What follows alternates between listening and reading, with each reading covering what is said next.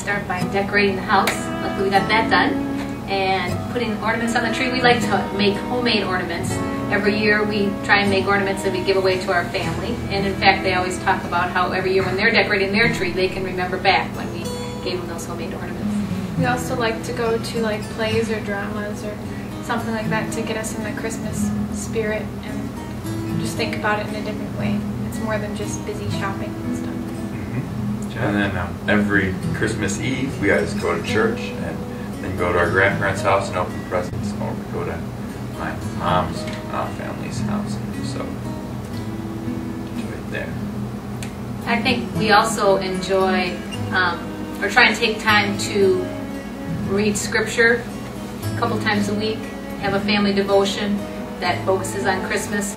We found either a book or a particular program that we can follow, and we'll sit at the table, we'll light our candle because we have an Advent wreath, and the kids will sometimes lead the devotions, sometimes I'll lead or Jane will lead the devotions, and it's something that we have, I think, done regularly, and I think you'll remember these?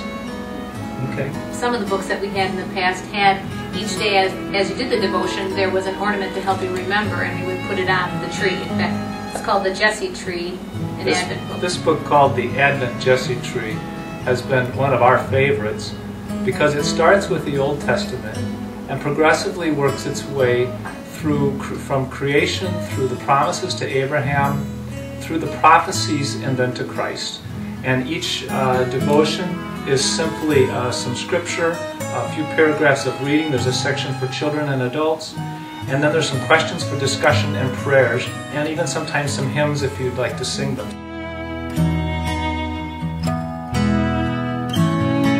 On Christmas Eve, I think that we have, that's more of our special day because we're not really the big Santa Claus family, I'd say.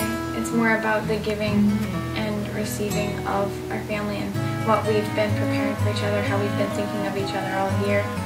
The neat thing about Christmas Eve when we do give the presents is we've had a tradition of trying to teach the kids it's more joyous to give than to receive. So from the youngest get to give their gifts first. And that's like a great thing to them. I get to give my gifts first instead of all the things they're going to get. One thing that really helped me was called the Daddy Store. So Dad would, we'd go down in his room and we'd have her a couple little cents and say, I'll give you this for this so you can give it to me. My idea was the kids couldn't go shopping and they didn't always know it, and nor could they afford things. So I'd buy just a bunch of things that maybe Jane would need, put them on the Daddy Store, put all kinds of funny prices on them, and kind of have fun with it and say they'd knock on the Daddy Store and I would act like I'm the merchant and I'm showing the merchandise, and they would bring their dimes, nickels, and quarters. And that way they could get something that Mom would want, and they could do, of course, in addition to... They felt like they bought it. Yeah, and you felt like you bought it, and it was yours. So in addition to anything that they made. I think the gifts that my parents kept the longest were definitely the ones I made before 3rd grade, all those little handwritten, scrawled things that I handed them, and those are the ones they really saved. And all the things I bought them, they just get used, but the handmade, heartfelt cards and things, those really get saved. Well, I always like homemade stuff, and I write a lot of songs and poems, and so I give those, I type them up every year and I give them to my grandparents, so it's like a consecutive book now of all of my writings and stuff like that. Well, the favorite gift I gave was the one that Jane loved so much, and that's why it was a favorite. And I took the time to make the tree skirt that's under the tree, and I sewed it with my mom's help. And here I'm an adult and I'm married, but I sort of took on the project, and I gave it when we were with your family.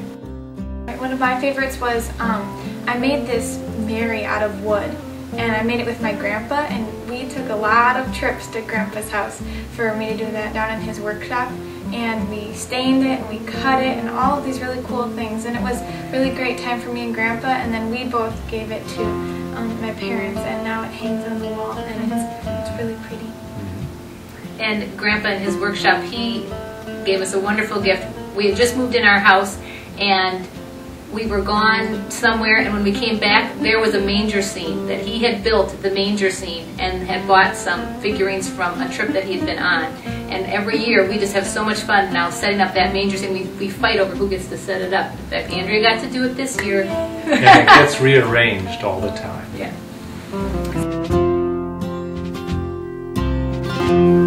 Well, I think somewhere either on the week of Christmas or in Advent, we certainly make sure we read the Christmas story. We've acted it out before. We've acted it out With our cousins. That was a lot of fun. Some things were unconventional because baby dolls would come out of your shirt. And I think you all wanted to be married, so we had to take turns. We probably had to do it a couple times so everybody got a chance to be married when there's a bunch of little girls. Well, and me and my brother were the donkey.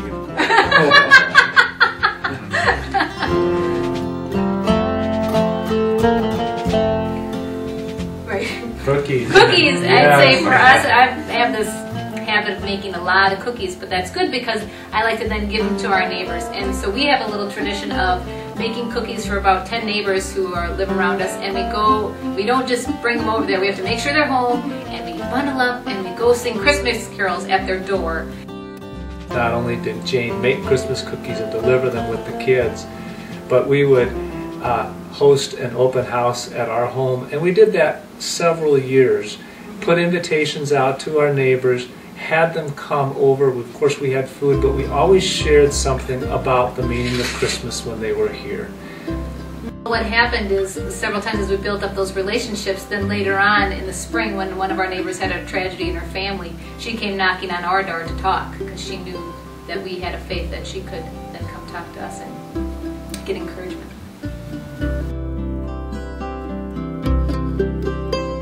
Well, the best advice I could give is to be intentional.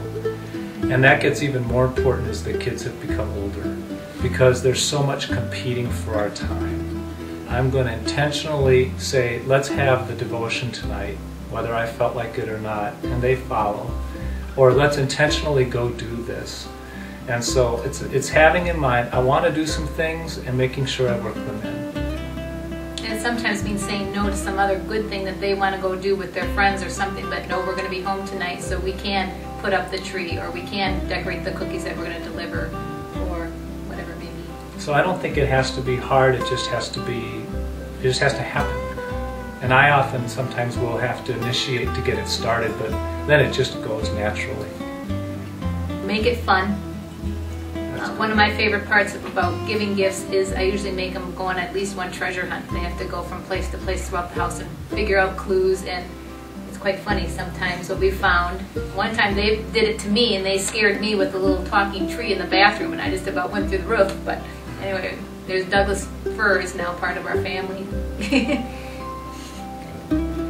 The Advent wreath and the devotion is something my parents did with me as a child every night, and their parents did it with them. And we know of at least 4 generations in my family that have been Christian and that have handed down traditions of prayers and Advent and so forth. So what we do in this generation will be carried on in the next generation if we do it well.